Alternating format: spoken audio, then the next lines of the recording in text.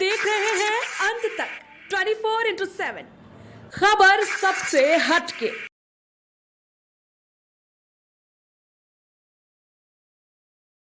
नमस्कार, मैं हूं जूही श्रीवास्तव और आप देख रहे हैं अंत तक 24/7। दोस्तों, आज दिल्ली के जंतर मंतर पर 50% आरक्षण और जातीय जनगणना के लिए ओबीसी समाज ने राष्ट्रीय प्रजापति संघ के नेतृत्व में ये प्रदर्शन किया। आपको बता दें कि ये प्रदर्शन राष्ट्रीय अध्यक्ष सुरेंद्र प्रजापति और उनके संघ के बैनर तले जंतर मंतर पर हुआ। हाल ही में हुए महिला बिल पर भी क्या बोले राष्ट्रीय संयोजक प्रजापति शिवनाथ सिंह, जो कि रिटायर्ड अध्यापक भी हैं और पूर्व में राष्ट्रपति से सम्मानित भी हो चुके हैं। और भी क्या कहा, देखें एक खास रिपोर्ट सीधे जंतर मंतर से केवल और केवल अंत तक 24/7 पर।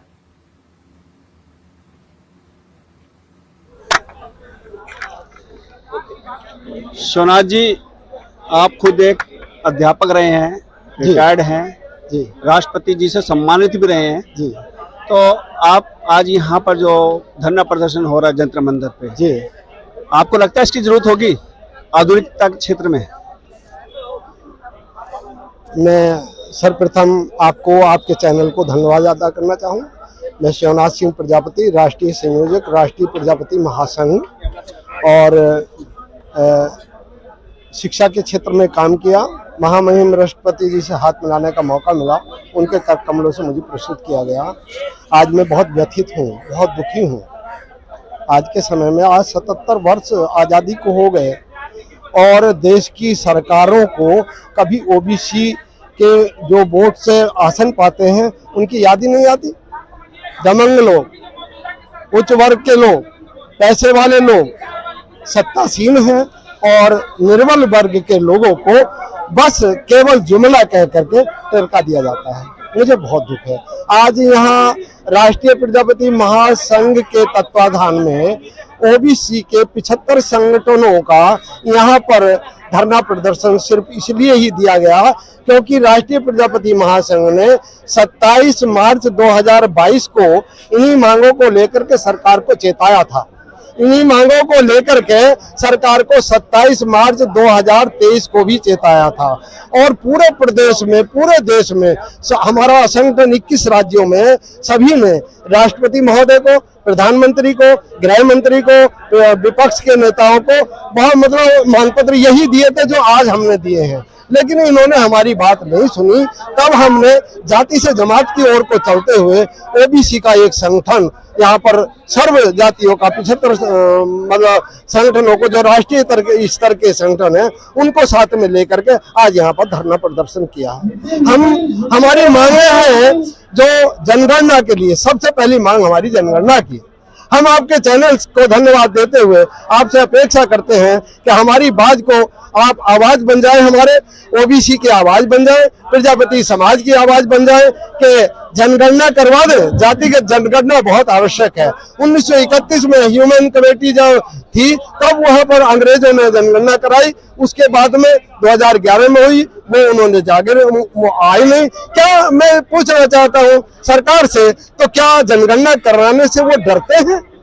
उनको इस बात का आभास है कि 15% के लोगों को 98% सीटें दी जा रही हैं, सांसद बन रहे हैं, एमएलए बन रहे हैं, एमपी बन रहे हैं और सारी सत्ता उनके हाथ में है। और हम जो 85 से 85% लोग इस देश के में सत्ता आबादी के हिसाब से है और सारे वोट हमारे वोट पड़ते हैं, हमारी वोट से वो आसन लेते हैं, उन लोगों को कुछ नहीं देते।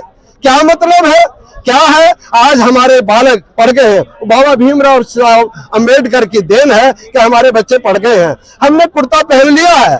हमारे बहुत सारे साहित्यकार हुए, हमारे देश के बहुत हमारे साथ जाति के भी हुए हैं, उन्होंने हमें जगाया है, हम जाग गए हैं।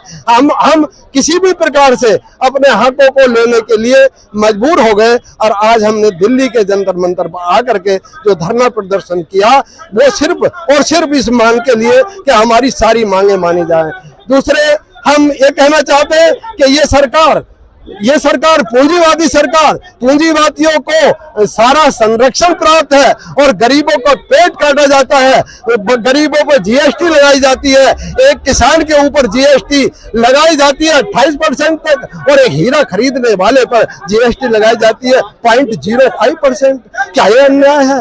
मतलब इतना अन्याय, ये इस समानता को, जब तक समानता की ओर को सरकार नहीं ले जाएगी तब तक हम चैन से नहीं बैठेंगे। अभी 19 तारीख को देख लीजिए, 19 तारीख को ये लोक लुभावना बिल आपने पास किया, संसद में पास किया, संसद का कोई भी आदमी आपको विरोध नहीं किया, हम भी कह रहे हैं, लेकिन हम भी आपसे सहमत हैं आपके बिल से, लेकिन क्या इसलिए कि केवल आपने टॉफी दे दी पूरे देश में के बैठे हुए सांसदों को, सारे दलों को, और उसको चूसते रहो?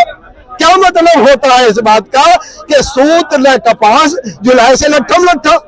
हम जुलाई से कहने लगे, जब हमने सूत नहीं दिया, हमने कपड़ा नहीं दिया, तो हम कपड़े को कैसे कहने लगे कपड़ा दो? यही बात तो हुई। अरे भाई, जब तुम इस स्थिति में नहीं हो कि महिला बिल को पास कराने के बाद लागू नहीं कर सकते, देश की जनता को उसका लाभ नहीं मिल सकता, देश की महिलाएं उस पर काम नहीं कर सकती, हमारी महिलाओं को कोई लाभ नहीं मिल सकता, तो क्या मतलब इस बिल का? It is fraud, it is जुमला। हम इससे सहमत नहीं है। देश की जनता में हाहाकार मचा हुआ है। अभी हमने 19 तारीख को देखा, राहुल गांधी ने प्रश्न किया कि 90 सरकार को चलाने वाले 90 सरकार के सचिव हैं और उसमें जो संख्या है वो 3 है। और मैं आपके चैनल से ये भी बताने देना चाहता हूं कि केंद्र सरकार के सचिवालयों में 98% सभी उच्च कुर्सियों पर बैठे हुए पदाधिकारी हैं और ओबीसी को बिल्कुल नकार दिया गया है। अब हम कहना चाहते हैं अपने ओबीसी वालों से कि अब आने वाली सरकार को सत्ता में हम इनको नकारें, अच्छा रहेगा। क्या मतलब होता है इस बात का? सरकार का एक शगुफा। हम आपके चैनल से कहना चाहते हैं कि जब हम शिक्षा की बात करते हैं, हम पिछड़ों की बात करते हैं, तो आप हिंदू और मुसलमान की बात करते हैं। जब हम अपने रोजगार की, हमारे युवक रोजगार की बात करते हैं, तो आप पाकिस्तान और हिंदुस्तान की बात करते हैं। जब हम किसी एक कुछ मांगने के लिए जाते हैं तो आप लाठी बरसाते हैं। क्या मतलब है? अरे भाई, सरकारों का काम जन कल्याणार्थ होता है और वो जन कल्याण करके उनकी नीतियों को आगे बढ़ाते हैं, और आप जनता को डंडे से पीछे करते हैं। आप जनता के हकों को मार रहे हैं, आप जनता के हकों को उस पर डाका डाल रहे हैं। क्या माननीय प्रधानमंत्री जी ने पूरे अपने शासनकाल में, इस 9 वर्ष के 10 वर्ष के कार्यकाल में, ये किसी प्रदेश की सरकार से ये जानने की कोशिश की कि 27% आरक्षण जो सुप्रीम कोर्ट ने दिया था 93 में और उसको मतलब दिया गया, तो क्या आपने जानने की कोशिश की कि सरकार, देश की सरकारें हैं, राज्यों की सरकारें कितने % ओबीसी को लाभ दे रही हैं? क्या प्रधानमंत्री को न्याय चाहिए? क्या प्रधानमंत्री जी महोदय क्या फीता काटने के लिए जनता ने प्रधानमंत्री बनाए थे? प्रधानमंत्री तो इसलिए बनाए थे, उन्होंने कहा कि मैं ओबीसी का हूं, मुझे प्रधानमंत्री बना दो, देश की कायाकल्प कर दूंगा। तो उनकी कायाकल्प करने का मतलब हिंदू मुस्लिम में बांट करके हमारा सौहार्द खराब कर दिया। क्या आप बता सकते हैं प्रधानमंत्री जी, क्या आज सिर्फ और सिर्फ आपकी बातें गूंजती है, आपके हिंदू मुस्लिम का विवाद गूंजता है, सामंजस्य जो खराब किया वो गूंजता है, लेकिन किसी का काम प्रभावित नहीं किया है। नाई अपनी दाढ़ी बना रहा है, बड़ी लोहार अपना काम कर रहा है, कुम्हार अपना काम कर रहा है। आपकी योजना पर हम तो एक तो महिला बिल के विरोध करते हैं कि यदि आपने बिल लागू लाए हैं, संसद में पास हुआ 100%, तो आपको उसको जो है पूरे को तुरंत तत्काल लागू कर देना चाहिए, जनगणना तुरंत कर देनी चाहिए। और वर्ग भेद की बात तो हमारी उम्र इस समय 74 वर्ष है। हम आपसे मीडिया वालों से कहना चाहते हैं, हमने बहुत सारी सरकारें देखी हैं, हमने बहुत सारे सरकारों की योजनाएं देखी हैं, लेकिन इस तरह की सरकार पहली बार ये 10 साल से जो हम दंश झेल रहे हैं, आपका जो सौहार्द के वाला जो दंश झेल रहे हैं, यह हमारी समझ से परे है। अब ओबीसी जाग गया है, ओबीसी को हमने जगाया है, राष्ट्रीय प्रजापति महासंघ ने जगाया है। तो हम कहना चाहते हैं कि अब आपकी बात चलने वाली नहीं है। सोनाज जी, आपने एक बात बड़ी अच्छी कही कि सभी सांसदों का सहमति हुई और बिल पास हुआ जी। तो नेतृत्व भी तो आपका और हम हाँ, करते बिल्कुल हैं। बिल्कुल बिल्कुल। उन्होंने विरोध क्यों नहीं किया जिनको जरूरत थी? बिल्कुल फिर आप काहे के प्रतिनिधि हो आपके हमारे? मैं आपकी बात से सहमत हूँ। मैं बीच में भूल गया उस चीज को जो ले जाना चाहता था। मैं इस बात से आपको वहीं ले जाना चाहता था संसद में कि ओबीसी के नाम पर वोट लेते हैं, संसद में बैठते हैं, चाहे वो किसी भी दल के हो, लेकिन ओबीसी तो है। तो अपने बाप को बात कहने में उन सांसदों को शर्म लगी, उन सांसदों को आवाज उठाने में शर्म लगी। वो कोई भी सांसद ओबीसी की बात नहीं कहता, ओबीसी के वोट से लेकर के वो संसद में बैठे हैं। बहुत शर्म, छी छी छी। ऐसी राजनीति से आपने अपने सांसदों का बहिष्कार करेंगे? बिल्कुल बिल्कुल, निश्चित रूप से करेंगे। ऐसे सांसदों का निश्चित रूप से। क्या सांसद ऐसे डर गए कि उनसे, सरकार से डर गए, बीजेपी से डर गए कि कोई बात कह नहीं सकते? अरे अनुशासन का मतलब ये नहीं है कि सही बात को नहीं कहें। मैं आपके चैनल से एक बात कहना चाहता हूं कि चोर चोरी करके ले जा रहा है, पीछे पीछे पुलिस भाग रही है। एक पुलिस वाले ने, एक चोर बहुत तेज था, शातिर था, उसने कहा अरे पुलिस भाग रही है, हमें पकड़ लेगी बहुत जल्दी, ऐसा करो राष्ट्रगान शुरू कर दो। और उसके एक साथी ने पीछे से राष्ट्रगान शुरू कर दिया। पुलिस वाले वही सावधान की अवस्था में खड़े हो जाते हैं और चोर माल लेकर चले जाते हैं। आज मेरे साथ यही हो रहा है। इशारा किसकी तरफ है आपका? ये उन सांसदों के लिए जो अनुशासन में बने हुए बैठे हैं। क्या इससे अनुशासन को करेगा? देश लुट रहा है, देश बिक रहा है, देश की संपत्ति बिक रही है, महिलाओं के नाम पर वोट मांगने की कोशिश की जा रही है और ओबीसी के वोट पर गद्दी पर बैठे हैं और ओबीसी का एक भी सांसद कहने के लिए तैयार नहीं है। ओबीसी का गला काटा जा रहा है। ओबीसी को 27% में 3.5% किसी राज्य में दिया जा रहा है। उत्तर प्रदेश में पिछली नौकरियों में 13.5% दिया गया। ओबीसी कमीशन ने उसमें काम किया तो ओबीसी के उपाध्यक्ष को डांट पड़ी उच्च नेतृत्व के द्वारा। क्या मतलब है? अगर वो वैधानिक बात कह रहे हैं कि 27% में नौकरियों में सारा का सारा, और 10% आपने OWS का पास किया, ठीक है, हम सहमत हैं।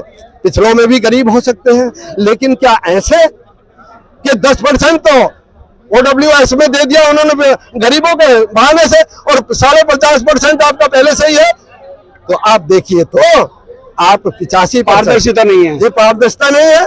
और ये जो भेदभाव की नीति है, ये ऊंचे नीचे की जो भीति है, जब तक ये खाई नहीं पटेगी तब तक देश की जनता त्राही त्राही करेगी, आपको हमेशा कोसती रहेगी।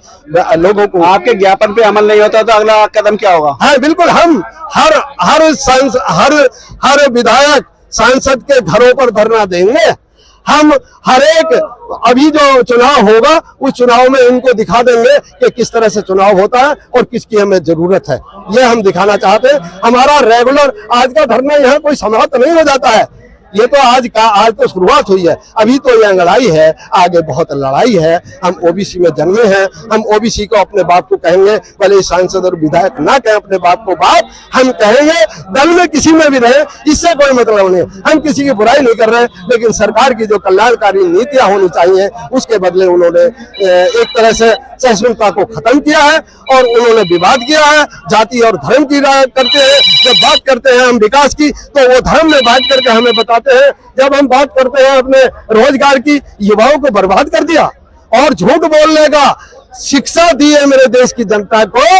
इसके लिए कोई भी पीढ़ी, कोई भी आने वाली संतति उनको माफ नहीं करेगी। हमें कष्ट है इस बात का कि जब ये झूठ बोला जा रहा हो, हम उसके प्रति हम यहाँ लड़ाई न लड़े तो हमारी संतान हमें माफ नहीं करेगी कि जब ये परिवर्तन हो रहा था और समाज का दोहन हो रहा था तो आप कुर्ता किस लिए पहने थे, आपने क्यों नहीं वहां पर आवाज उठाई। तो आज हम माननीय प्रधानमंत्री जी के यहाँ दिल्ली में आकर के जंतर मंतर पर अपनी आवाज उठा रहे हैं और अपनी सबको गैर बराबरी दूर करते हुए सबको साथ, सबका विकास, इस झूठे को सत्यता में कर दो। जहां तक आप झूठा नारा लगाते हैं उसको सत्यता में कर दो और महिलाओं को 33% की आरक्षण में, पिछड़ी महिलाओं को 50% का आरक्षण तय कर दिया जाए और जनगणना कर दी जाए, हमें शिक्षा दी जाए, हमें स्वास्थ्य दिया जाए, हमारे बच्चों को रोजगार दिया जाए और न्यायिक प्रक्रिया में जो कॉलेजियम का सिस्टम है उस कॉलेजियम के सिस्टम को समाप्त करते हुए जिस तरह से IAS और PCS की परीक्षा होती है उस प्रकार की परीक्षा हो, जिसका नंबर आएगा, जो मेधावी होगा वो आगे आएगा और उसको उसका लाभ मिलेगा। हम इन्हीं सब बातों के लिए आपका, आपके मीडिया का, आपके चैनल का कोटि कोटि धन्यवाद करते हुए जय हिंद, जय भारत। धन्यवाद।